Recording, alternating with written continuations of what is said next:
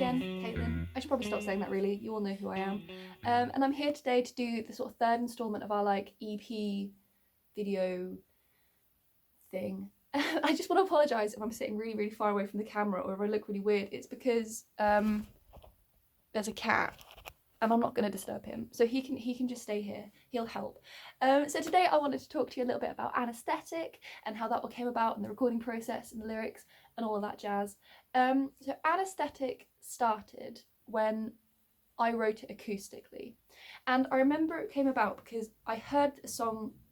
I can't remember the name of it. You're all gonna laugh at me in the comments, but the one by Panic at the Disco that goes double bubble disco queen head under the guillotine something something na na na let me feel something something, and I remember hearing that and just thinking that's such a cool way to start a song, by having this sort of like really lyric focused sort of rhythmic-y, like, I don't know, what's the word? It's not rhythmic. It's like, I don't know, like sort of sharp, snappy lyrics and just opening a song like that. And I was like, I love that. I want to do something like that. And so that's when I wrote the beginning of this song.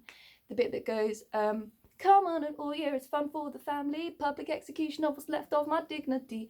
And then Anaesthetic came about and I brought it to the band and I was like, Kaves this up, do something with this, make this less crap. And then Anaesthetic was born, and I seem to remember it having 3 verses at first. So it went verse, pre-chorus, verse, pre-chorus, chorus, verse, and it worked. Like, it was okay, but it was super long. Like, the song was just dragged on. So we decided to get rid of a whole verse.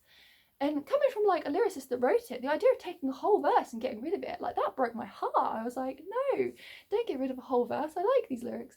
But no, I'm really, really glad we did it. Like, the song wouldn't sound good if we hadn't done that. So I am very glad that we got rid of the whole verse out of it. And other than that, I think the writing process was quite easy-ish because we weren't starting from nothing. Like, I had the song there, I'd written it all, and I sort of gave it to the band and was like, make this better. So yeah, I think writing it was quite easy. I listen to it back now and I'm so proud of this song. It's probably one of my favourites I've ever written lyrically, and I think as a band, I don't know if everybody else feels the same, but I always think if I hear this song back or I see us performing it live or something in a video, I'm like, this is what KAVES is. Like, I'm just so proud of it. It's easily my favourite song we've ever recorded. Yeah, I love Anaesthetic. I think it's a really cool song.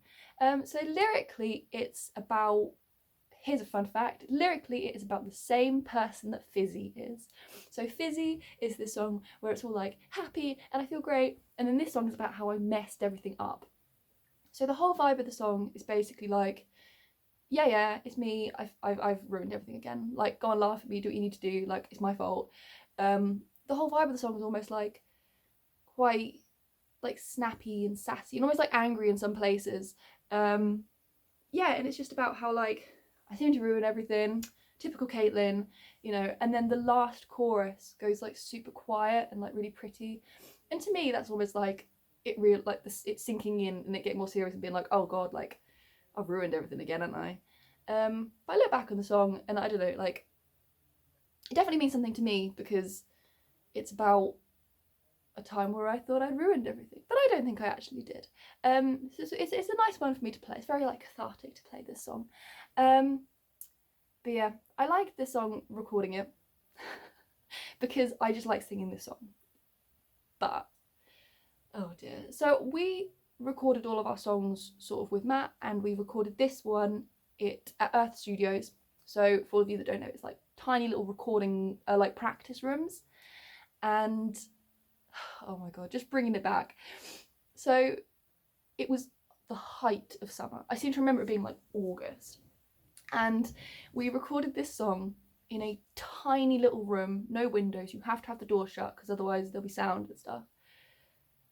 And it was just hideous. Like, oh my god, this song on a whole took probably over 8 hours to record just the vocals to this song, because I couldn't fit all the words in and get them perfectly on time. Like, the whole song is very, like, it's all on the beat. It's very, very rhythmic, very, very rhythmic. And I just, for the life of me, I could not get any of these lyrics where they were supposed to go. And I just remember there's so many dynamics in it as well, which means if I'm right up to the microphone when I sing all the loud bits, it's gonna spike and peak, and that's not good. And then all the quiet bits, if I'm not close enough to it, then they don't pick up. And it was just an absolute shambles. Like, I love this song, but the recording process of this was potentially the worst 8 hours of my life. It was just so stressful, and it was hot, and you couldn't have a fan on because it would pick up on the recording, and I just remember it being hideous. Like, not like slagging off anybody that helped record it or anything, but I just remember hating it. I was like, oh god, this is the worst. I mean, 8 hours down the line, Anaesthetic is born. You can listen to it and tell me whether it was worth the 8 hours of torture to record this song, but I think it was. Again, it's sort of like a staple in all of our sets now.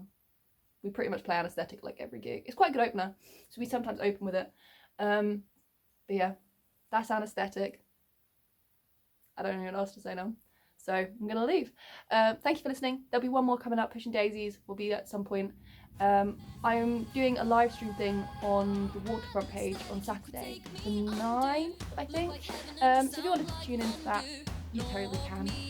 But if not, don't. Have fun during lockdown. I'll see you later. Don't you know I'm a walking disaster? Be the catalyst to make you break faster. Something so scary or something so frightening, you take me by storm. Don't you know I'm a walking disaster? Be the catalyst to make you break faster. Something so scary or something so frightening, you take me by storm. Don't you know I'm a walking disaster? I'll be the catalyst, I'll make you break faster. Something so scary, no, something so frightening. Take me by storm, but I'm scared of lightning.